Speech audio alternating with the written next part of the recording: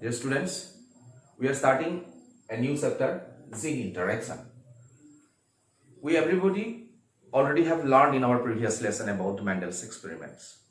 From Mendel's experiments, we came to know the parental characters are transmitted into the next generations. But after Mendel, some scientists carried out some other experiments, and from those experiments, we have come to know that several cases are there where the F1 hybrids were not related to either of the two parents, but they exhibited a blending of characters. So that is after Mendel, the scientists like Batson and Punnett carried out certain experiments on Drosophila melanocluster. It's a kind of fly, very small fly. And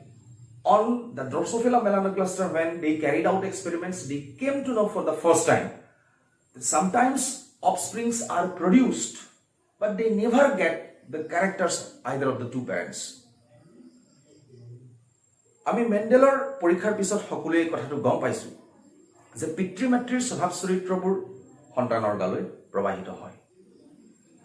কিন্তু মেণ্ডেলৰ পৰীক্ষাৰ পিছত অন্যান্য বিজ্ঞানীসকলে পৰীক্ষা কৰি দেখা পালে যে সদায় মেণ্ডেলে কোৱাৰ নিচিনাকৈ স্বভাৱ চৰিত্ৰসমূহ পিতৃ মাতৃৰ স্বভাৱ চৰিত্ৰসমূহ সন্তানৰ গালৈ প্ৰবাহিত নহবও পাৰে, তাৰ অন্যথাও হ'ব পাৰে। অৰ্থাৎ সন্তানসমূহে পিতৃ আৰু মাতৃৰ চৰিত্ৰসমূহৰ এটা মিশ্ৰিত চৰিত্ৰও তেওঁলোকে হয়তো পাব পাৰে। অৰ্থাৎ মেণ্ডেলে কোৱাৰ নিচিনাকৈ পিতৃ বা মাতৃৰ দেহত থকা প্ৰভাৱী বা ডমিনেণ্ট কেৰেক্টাৰ্ছবিলাকে যে সন্তানৰ গালৈ প্ৰবাহিত হ'ব, ঠিক তেনেকুৱা নহবও পাৰে। আৰু সেইকাৰণে আমি ইয়াতে গম পাইছো যে জিনৰ ইণ্টাৰেকশ্যন হয়, অৰ্থাৎ জিনবিলাকে মেণ্ডেলৰ নিয়ম অনুসৰি কেতিয়াবা ভৱিষ্যত প্ৰজন্মৰ দেহলৈ পৰিবাহিত নহবও পাৰে। এই কথাখিনি বুজিবৰ কাৰণে আমি কেইটামান এক্সপেৰিমেণ্টৰ কথা বিচাৰিব লাগিব। So Gregor Johannes Mendel, তেওঁৰ পিছত যি বিজ্ঞানী আছিল তেওঁলোকৰ নাম আছিল Batson and Punnett। Batson আৰু Punnette মই অকমান আগতেও কৈছিলো যে কোনকোনে মাখি Drosophila melanocluster, এই মাখিটোৰ দেহত কৰা কিছুমান পৰীক্ষা নিৰীক্ষাৰ ফলত কথাটো প্ৰতীয়মান হ'ল যে পিতৃ আৰু মাতৃ হিচাপে Drosophilaৰ দেহত যিবোৰ চৰিত্ৰ আছিল সেই চৰিত্ৰবিলাক Drosophila melanoclusterৰ পৰৱৰ্তী প্ৰজন্ম অৰ্থাৎ F1 জেনেৰেশ্যনত থকা Drosophila বিলাকে পোৱা নাছিল। অৰ্থাৎ সন্তানসমূহে পিতৃৰ প্ৰভাৱী চৰিত্ৰ বা মাতৃৰ প্ৰভাৱী চৰিত্ৰসমূহ পোৱাৰ সলনি পিতৃ আৰু মাতৃ দুয়োটাৰে কিছুমান উমৈহতীয়া চৰিত্ৰ পাইছিল। আৰু তেনেকুৱা ধৰণৰ সংকৰণক আমি কি বুলি কৈছো? Blending inheritance. This is called as blending inheritance. So blending inheritance is actually a gene interaction. But this blending inheritance is of two types. First is incomplete dominance and the second is co-dominance. Blending inheritance of আমি দুটা ভাগত ভাগ কৰি লৈছো। প্ৰথমটো কোৱা হৈছে incomplete dominance, অসমীয়াত কোৱা হৈছে অসম্পূৰ্ণ প্ৰভাৱিতা, আৰু দুই নম্বৰটো কোৱা হৈছে co-dominance বা সহপ্ৰভাৱিতা। আমি বুজিবলৈ চেষ্টা কৰিম what is incomplete dominance and what is co-dominance. So what is incomplete dominance? আমি আগৰ পৰীক্ষাত পাইছিলো যে মটৰ মাহৰ ক্ষেত্ৰত ওখ মটৰ মাহ আৰু চাপৰ মটৰ মাহৰ মাজত যেতিয়া সংকৰণ ঘটোৱা হৈছিল তেতিয়া প্ৰথম উত্তৰ পুৰুষত পোৱা আটাইকেইজোপা মটৰ মাহ ওখ হৈছিল। When a tall pea plant was crossed with a dwarf pea plant, we have already come to know that all the F1 hybrids they became tall because tall was a dominant character. যেহেতু ওখ গুণটো প্ৰভাৱী গুণ F1 প্ৰজন্মত সকলোবোৰে ওখ হৈছিল আৰু চাপৰ গুণটো লুপ্ত হৈ ৰৈছিল। The dwarf character was remaining hidden. But here a condition will come. When homozygous dominant and recessive parents with contrasting pair of character were allowed to cross, then in the F1 generation they will produce a blending character. অৰ্থাৎ homozygous বুলি ক'লে সমযুতক, যেতিয়া সমযুতক এজোৰ প্ৰাণীক আমি লম কেনেকুৱা এটা ডমিনেন্ট বা প্ৰভাৱী চৰিত্ৰযুক্ত আৰু আনটো ৰিসেসিভ বা অপ্ৰভাৱী চৰিত্ৰযুক্ত, কিন্তু তেওঁলোকৰ মাজত থকা গুণবিলাক কন্ট্ৰাস্টিং অৰ্থাৎ বিপৰীতমুখী। অৰ্থাৎ এটা ওখ যদি হয় আনটো চাপৰ, পিতৃ ওখ মাতৃ চাপৰ, the father is tall, mother is dwarf, such a pair of character is called as contrasting character, বিপৰীতধৰ্মী চৰিত্ৰ। তেনে বিপৰীতধৰ্মী চৰিত্ৰযুক্ত আমি এজোৰ উদ্ভিদৰ মাজত সংকৰণ ঘটাইছো উদ্ভিদজোপা হৈছে মিৰাবিলিছ জালাপা গধূলি গোপাল ফুল 4 o'clock plant এই মিৰাবিলিছ জালাপাৰ ফুল আছে ফুলবোৰ ৰঙা অথবা বগা হ'ব পাৰে means some plants bear red flower where some others bear white flower but remember red is a dominant character and white is a recessive character আমাৰ গধূলি গোপাল ফুলৰ ৰঙা ফুলৰ যেটো চৰিত্ৰ হেতু প্ৰভাৱী চৰিত্ৰ আৰু বগা ফুলটো এটা অপ্ৰভাৱী চৰিত্ৰ so this is the parental generation with father is with red flower and mother is with white flower so genetic makeup জিনীয় ৰূপ ৰঙা ফুলৰ capital R আৰু white flower mother small r smaller so parental generation of যেটা আমি cross কৰালো then we got the F1 generation প্ৰথম উত্তৰ পুৰুষ and there we will get capital R from the father and small r from the mother so will be a hybrid capital R smaller similarly this is another hybrid capital R smaller according to Mendel if red is a dominant character and white is a dwarf character then all the F1 hybrids should have the dominant character means they must have red flower but interestingly গম পোৱা গল যে পিতৃ ৰঙা ফুলযুক্ত মাতৃ বগা ফুলযুক্ত ৰঙা শক্তিশালী প্ৰভাৱী চৰিত্ৰ white dwarf but white like dwarf is a recessive character গতিকে F1 বিলাক ৰঙা ফুলযুক্ত হ'ব লাগিছিল কিন্তু দেখা গল ৰঙাও বা বগা এই দুইটা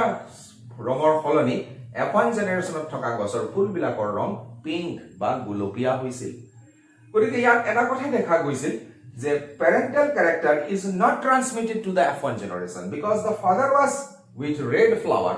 mother was with white flower but the F1 hybrids they became neither red nor white but pink color ইয়াত ঘটনাটো কি ঘটিছে ইয়াত dominant যেটো character শক্তিশালী যেটো চৰিত্ৰ এই শক্তিশালী চৰিত্ৰটোৱে F1 জেনাৰেশনক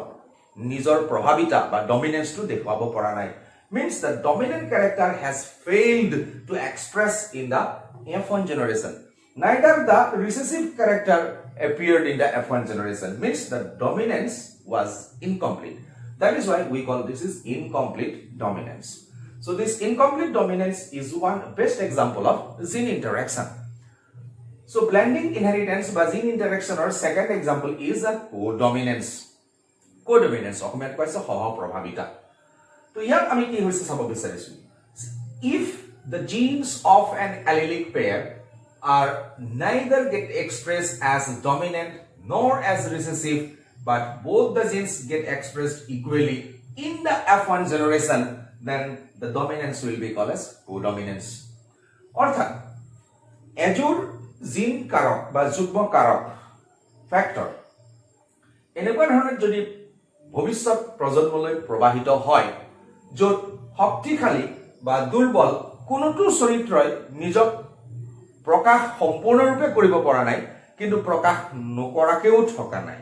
অৰ্থাৎ দুয়োটাই অৰ্থাৎ শক্তিশালী আৰু দুৰ্বল দুয়োটা চৰিত্ৰ যদি একে সময়তে দেখা পোৱা যায় তেতিয়া হলে আমি কম যে এটো সহপ্ৰভাৱিতা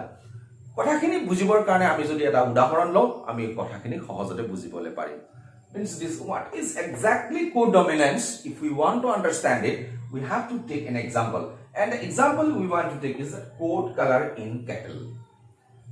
গৰুৰ দেহৰ ছালৰ বৰণ for example red coat cattle এটা গৰু যাৰ ছালখনৰ ৰং ৰঙচুৱা and another cow with white coat বগা গৰুৰ ছালখন বগা ৰঙৰ এটো male cow and this is a female cow মতা আৰু মাইকী মনত ৰাখিব লাগিব যে red coat color is a dominant character and white coat color in the cattle is a recessive character গৰুৰ ছালৰ ৰঙা ৰংটো এটা প্ৰভাৱী চৰিত্ৰ আৰু বগা ৰংটো দুৰ্বল চৰিত্ৰ ৰঙা গৰুৰ জিনোটাইপ capital R বগা গৰুৰ জিনোটাইপ small r ঠিক ইয়াৰ নিচিনাই R capital R small r ৰঙা ফুল বগা ফুল ৰঙা গৰুৰ ছালখনৰ ৰং আৰু বগা হল গৰুৰ ছালখনৰ ৰং genetic makeup is same capital R small r পেৰেণ্টেল জেনেৰেশ্যনৰ পৰা আমি যেতিয়া সন্তান পাইছো F1 জেনেৰেশ্যনত প্ৰথম উত্তৰ পুৰুষৰ সন্তান পাইছো পিতৃৰ পৰা কেপিটেল R মাতৃৰ পৰা small r so capital R small r দুটা হাইব্ৰিড সৃষ্টি হৈছে ঠিক ইয়াৰ নিচিনা F1 হাইব্ৰিডৰ যেনেকৈ capital R small r exactly ইয়াতো আমি কেপিটেল R স্মল r পাইছো তো মেন্ডেলীয় নীতি অনুসৰি according to Mendel what should have happened red coat color since is a dominant character and white coat color is a recessive character in the F1 hybrids they should have been red ইয়াত যেনেকৈ ৰঙা হ'ব লাগিছিল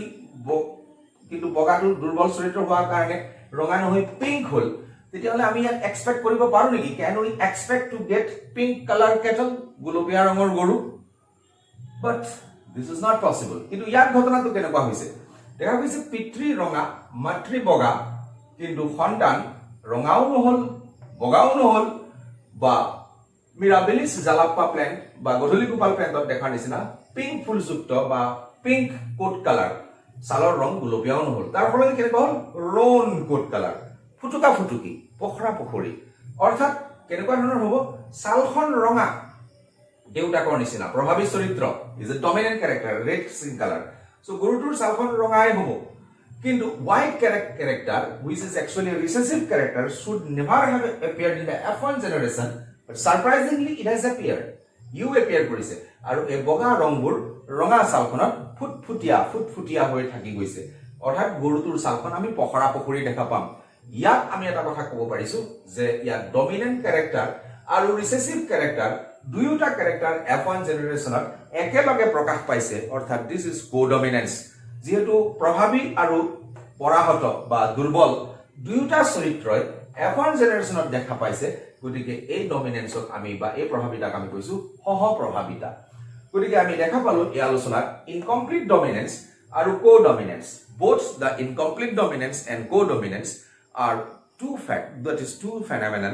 which do not obey the general Mendelian principle of inheritance. So these two are exceptions and these two exceptions were found after the Mendel's experiment and most importantly it was for the first time detected by these two great scientists Batchen and Punnett after Mendel.